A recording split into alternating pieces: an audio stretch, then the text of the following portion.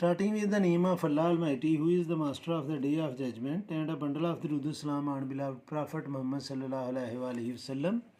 Dear students, exercise 9.7, question number 7, and the statement of the question number 7 is: figure shows an isosceles triangle ABC.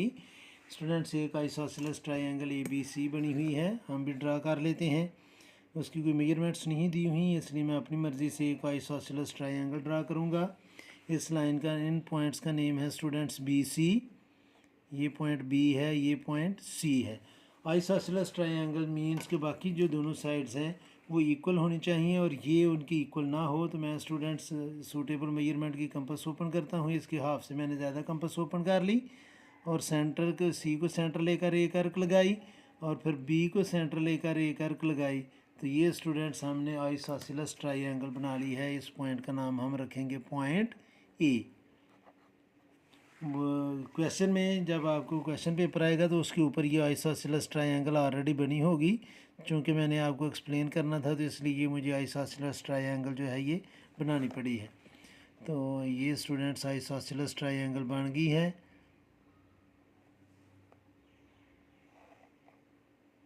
इसमें AC और AB ये दोनों sides equal हैं।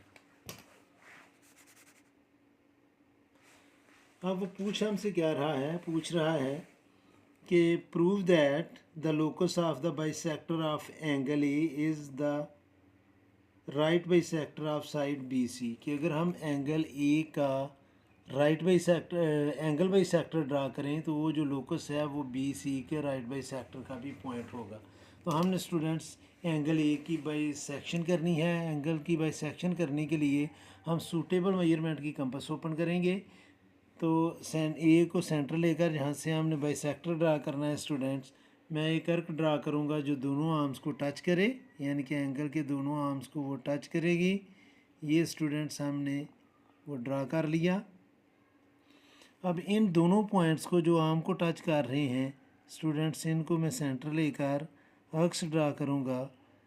तो वो point जहाँ पर ये दोनों अर्क्स इंटरसेक्ट करेंगी उसको मैं वर्टेक्स A से ज्वाइन कर लूँगा, तो वो एंगल बाइसेक्टर होगा। तो ये जो पॉइंट है स्टूडेंट्स, इस पॉइंट को अगर हम पॉइंट A से ज्वाइन कर लें तो ये एंगल बाइसेक्टर है।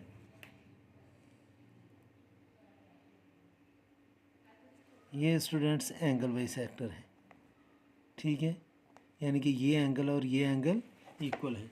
हमने प्रूफ ये करना है कि ये जो पॉइंट है, यानी कि लोकस का ये पॉइंट जो BC में से पास हो रहा है, इसको नेम हम दे देते हैं P का, कि ये लाइन BC के परपेंडिकुलर बाइसेक्टर का भी पॉइंट है, कि is right bisector of side BC का राइट बाइसेक्टर है। राइट बाइसेक्टर से मुराद ये होती है कि ये एंगल जो है दोनों वो राइट एंगल भी हों और PC और PB इक्वल भी हों। ये अगर कंडीशन फुलफ़िल करे तो फिर ये पॉइंट P जो है वो BC के परपेंडिकुलर बाइसेक्टर का पॉइंट है।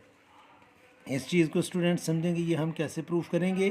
तो अब देखें, triangle ABC is equilateral triangle.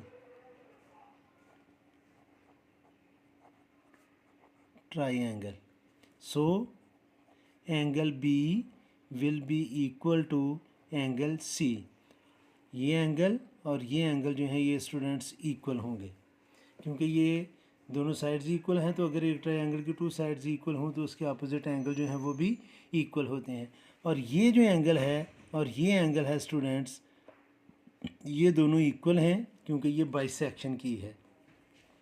Means कि अगर ये एंगल इसकी इक्वल है, ये एंगल इसकी इक्वल है, तो ये जो एंगल है, अब मैं इधर लिख भी लेता हूँ, एंगल BAP ये इक्वल है स्टूडेंट्स एंगल CAP के।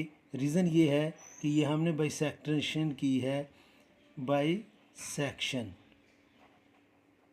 एंगल की बाइसेक्शन की है। अब स्टूडेंट्स एंगल जो है एंगल APB ये इक्वल होगा एंगल APC के, क्योंकि ये कंडीशन है कि अगर एक ट्रायंगल के टू एंगल्स इक्वल हैं तो तीसरा एंगल ऑलरेडी इक्वल होगा। और अगर ये दोनों एंगल्स इक्वल हैं तो BPC is a straight line BPC is straight line. So students, इसने एंगल को अगर हम नेम दें एंगल ए का और इसको बी का, तो angle A plus angle B ये इक्वल होगा स्टूडेंट्स 180 डिग्री के। और ये हम प्रूफ कर चुके हैं कि ये दोनों इक्वल हैं। तो एंगल ए और एंगल बी की जगह भी मैं एंगल ए लिख लूँगा, तो ये आ जाएगा 180 डिग्री। और 2 angle A is equal to 180 degree, और एंगल ए जो है वो आ जाएगा स्टूडेंट्स 180 डिग्री बाई 2, और एंगल ए जो है वो 90 डिग्री का है, और एंगल ए इक्वल था एंगल बी के। तो हमने प्रूफ कर लिया कि ये दोनों एंगल जो हैं वो राइट एंगल हैं। So A P is perpendicular to B C. आधी चीज़ तो हमने फाइंड कर ली कि ये परपेंडिकुलर है।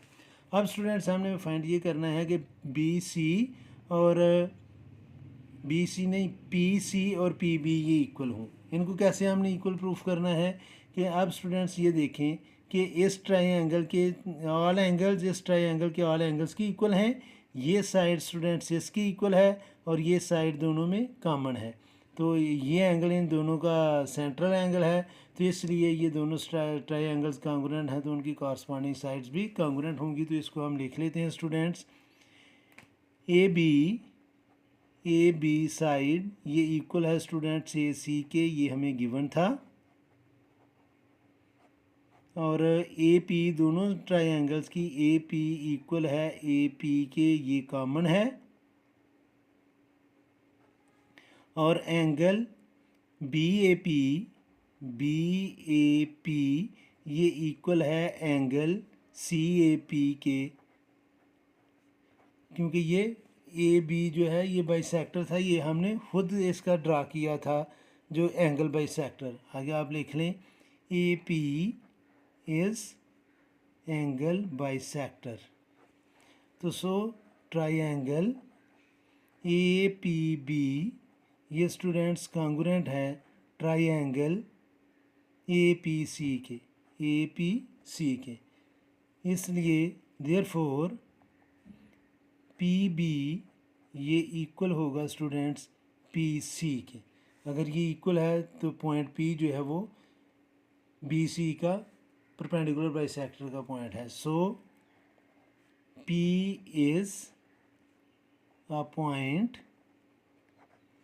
ऑफ राइट बाइसेक्टर और परपेंडिकुलर बाइसेक्टर एक ही होता है, right bisector of B C, और ही हमने प्रूफ करना था।